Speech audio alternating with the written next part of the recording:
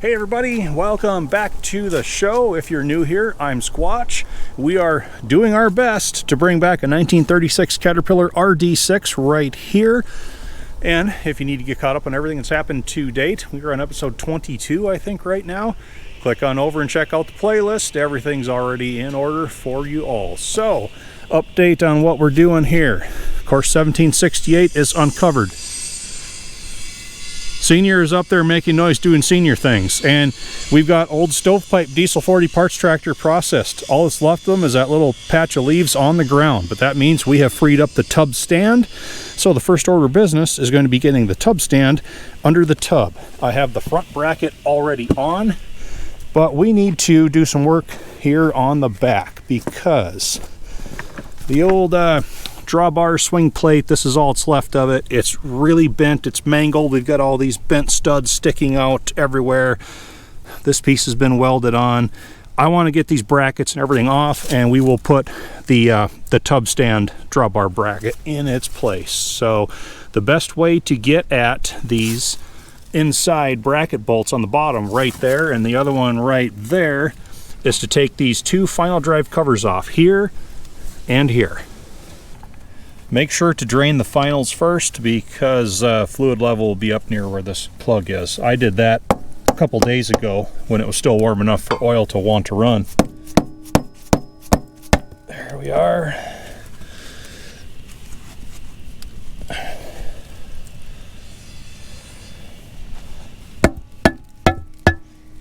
Between grease and gaskets, it was a little stuck.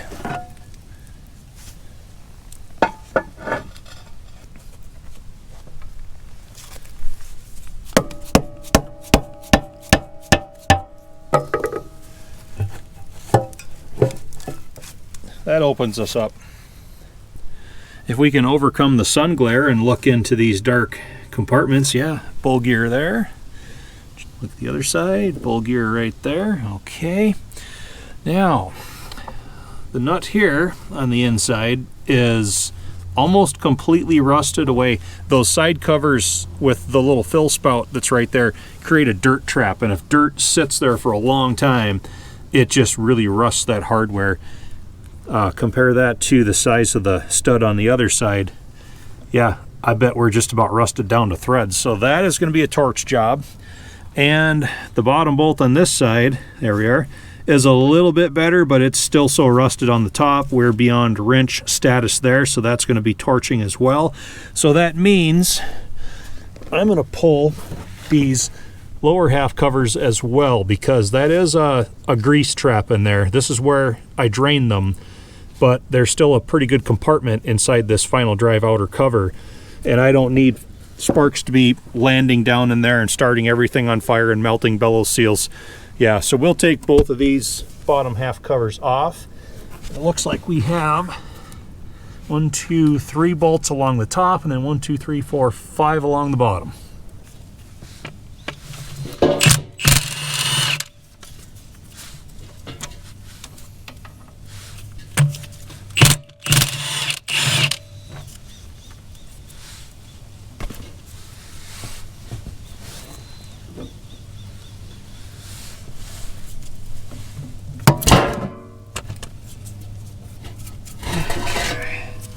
Yeah, I learned the hard way taking stovepipe apart. When you pull these bottom covers off, have a drain pan handy because look at all that sludge.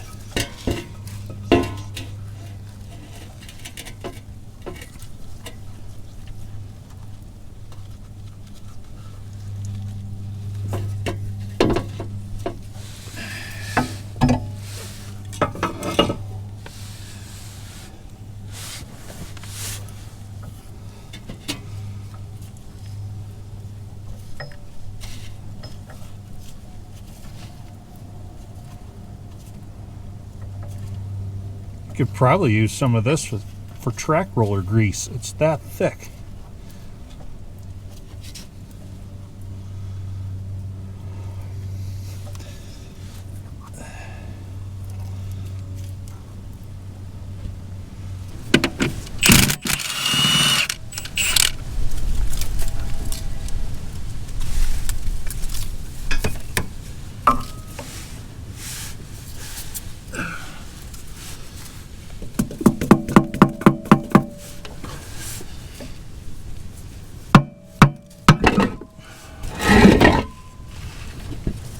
Okay.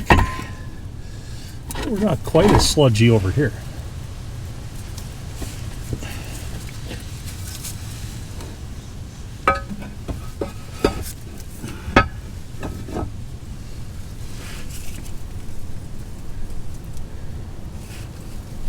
Somebody must have been in working on this one a little more recently. It's more like just gear oil, dirty gear oil. The stuff that the drain plug never gets.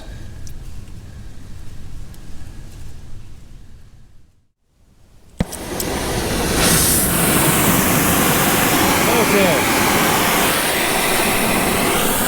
Now that I've removed all the combustibles, we don't have to worry about where our sparks go.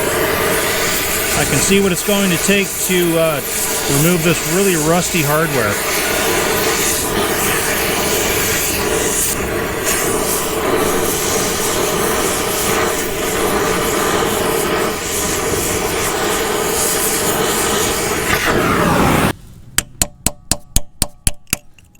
There. Apologies for the poor view, but there wasn't enough of that left to save. That stud's going to go as well, but you got that split with the torch. So we can pop that lock washer loose now. Yeah, boy, this is so nasty rusted down in here. Wow.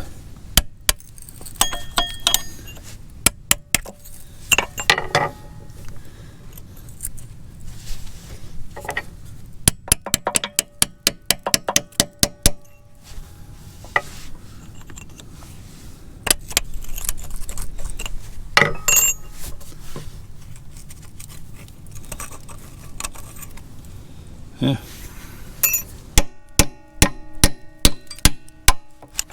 Same approach on this side.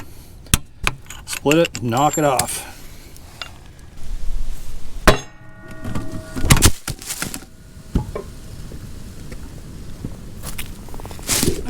All right. Boy, that was a swing. I even popped the welds on this old piece of cutting edge that they had on there. Yeah. Still don't know why they put that on. Oh well.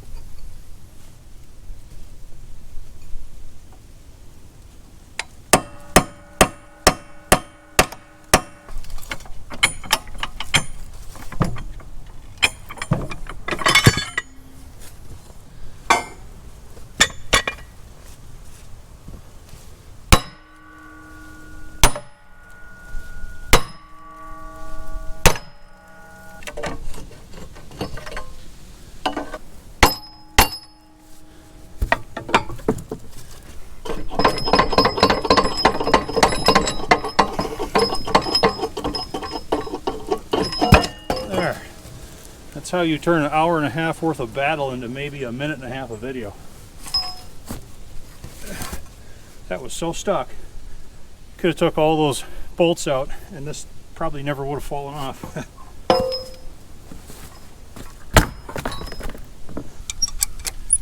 Well, don't judge me too hard on my thread chasing technique here.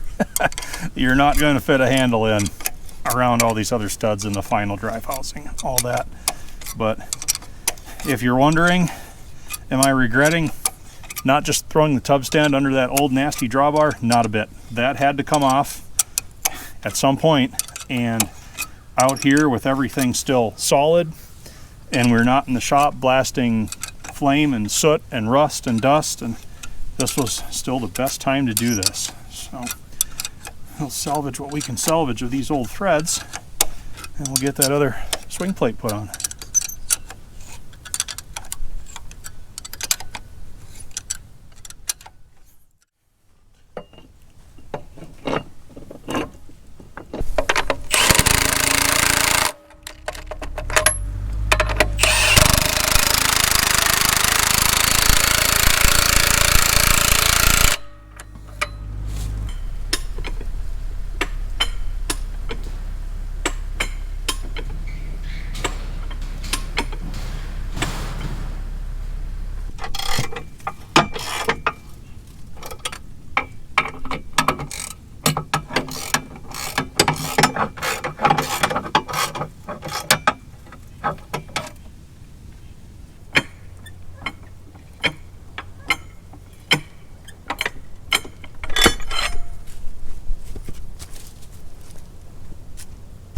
Okay, everybody, I can say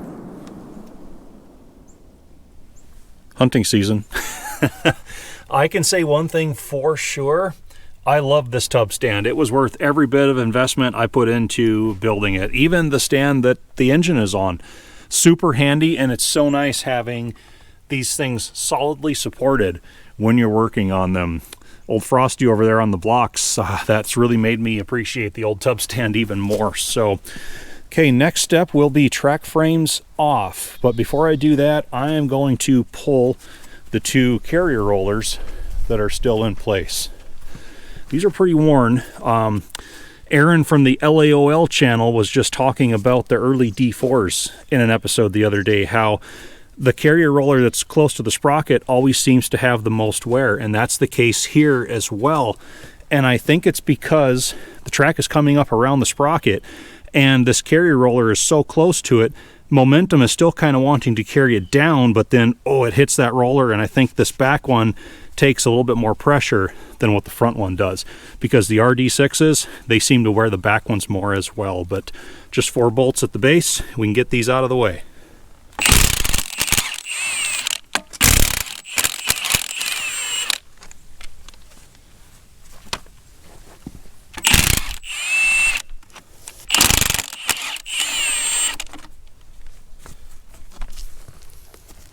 Okay, to detach the frames, these diagonal braces go back to these 4-bolt caps. This is where the diagonal brace pivots on the inner portion of the dead axle. So there's where it runs forward. We were just out there. So 15/16 socket required for these. I'll pop both these caps off.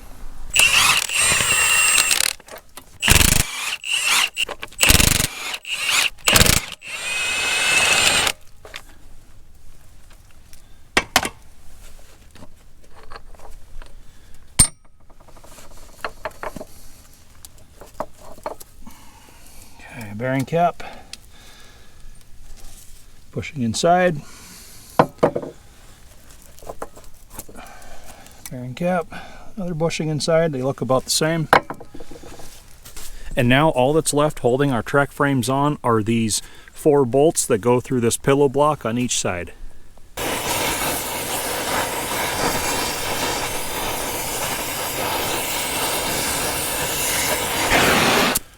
Most things have came apart very well on this machine up until this episode. We're finding all the fasteners that want heat.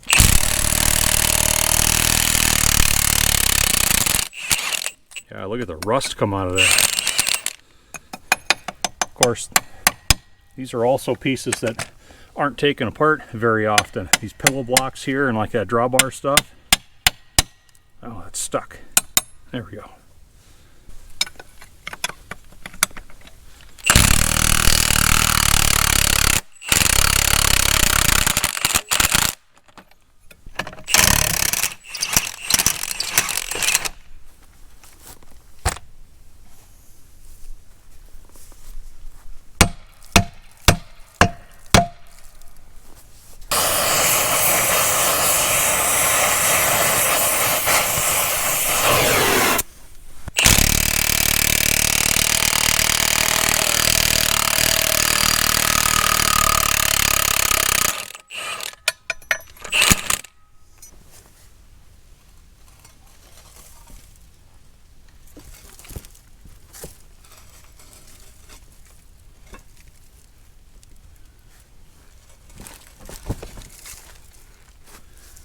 Okay, let's see if we can run her off the rails.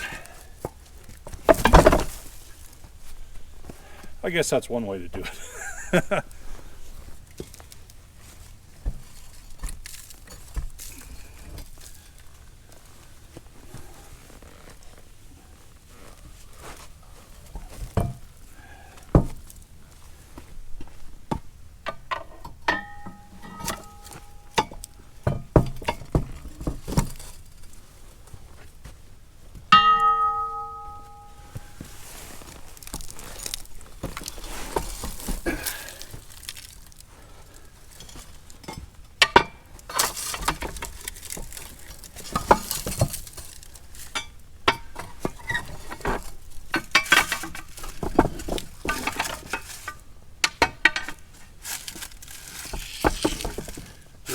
better after you've had some practice. There. That's kind of off the rails I was going for with the first one.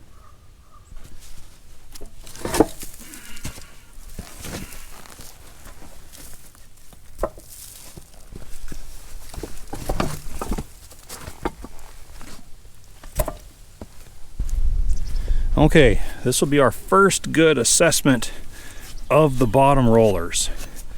And oh boy, those bearings are nice and tight. Yeah, they looked pretty good. This back one looks like brand new. I've already been able to tell that as you move forward, you see a little bit more face wear, with the front being the worst. But the front was taking all of that heavy blade weight. We've talked before about how these track frames were just tore up from that heavy LaPlante choke blade. So that makes sense. These have coped with a lot more than the ones at the back, but I am very, very happy with how tight those bearings are. One thing I noticed, look at this crack where the diagonal brace welds up to the frame.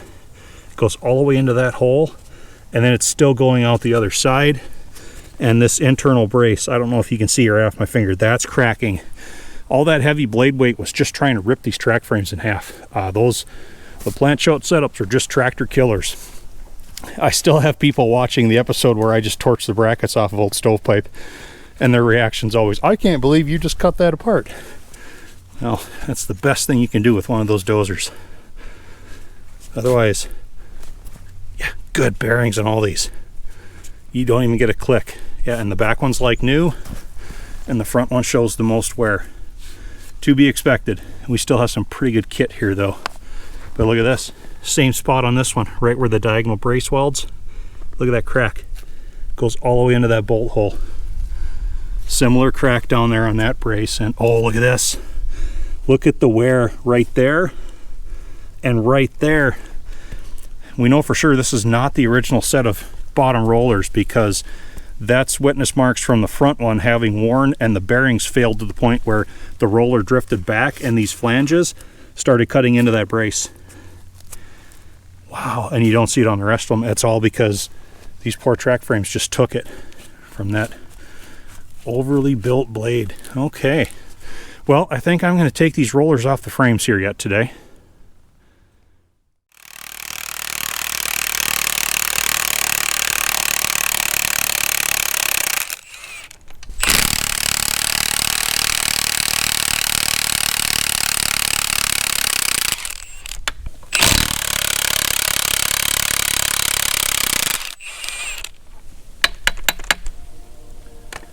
Do any kind of track work, you better enjoy taking bolts out. There is a lot of that to be done. And I should take the time to show you all these roller cap bolts that are behind the diagonal brace. You have to operate by braille with the wrench to get in there, grab the head so that you can zip the nut off.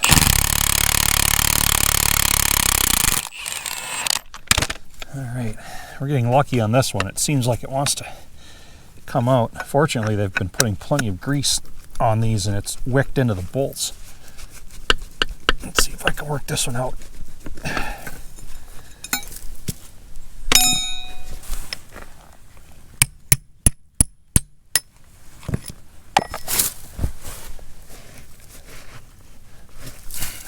Too tight of a fit for a glove. Oh boy, is there dirt in here. Look at this. There we go. There's the bolt. So we only have, well, the middle two, which are the worst, and those two on the end aren't too bad, but you get the idea.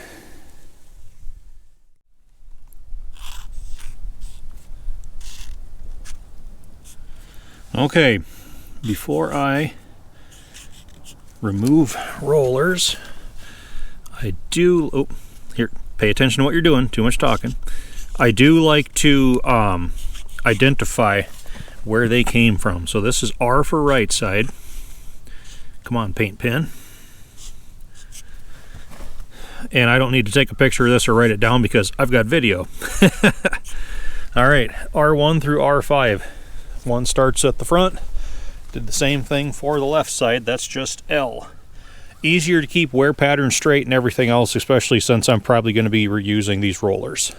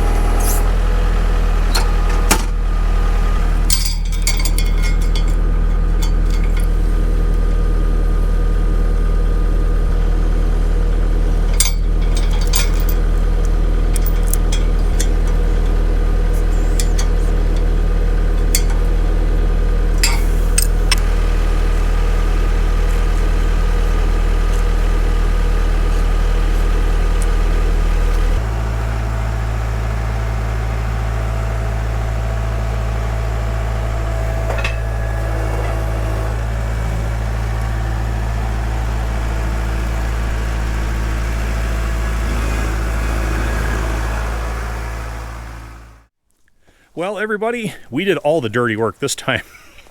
But that's pretty typical on any tracked machine. The closer you get to ground level, the worse it is going to be. But I know I've said this several times. I do love that tub stand. I don't have any regrets taking the time to build that at all. It makes it so handy to work on these. So, all right, 1768 is getting pretty small, but we're at the same state here now as we are with old Frosty under the cover over there. So next time we will be pulling pillow blocks, outer hubs, outer bearings, sprockets, inner bearings, final drive covers, bull gears, and maybe dead axles on both of these. So we will be putting all the pullers to work. You can look forward to that. We'll see how a loose goose compares to a righty-tighty over there, if there's any difference in what it takes to get these apart. So, all right, sun is getting low. I'm going to get to work covering things up here, and then I still need to go in the house and start second shift, as I call it, on the computer, getting this edited and compiled yet tonight. And make no mistake, we are up against it weather-wise. We could wake up any morning now and see the ground completely white, and we probably should have seen that by now. So I'm going to keep nose to the grindstone out here, just getting everything wrapped up and hopefully out of the yard before we are trudging snow. So, all right, everybody, I thank you all for watching, and I hope to see you back next time.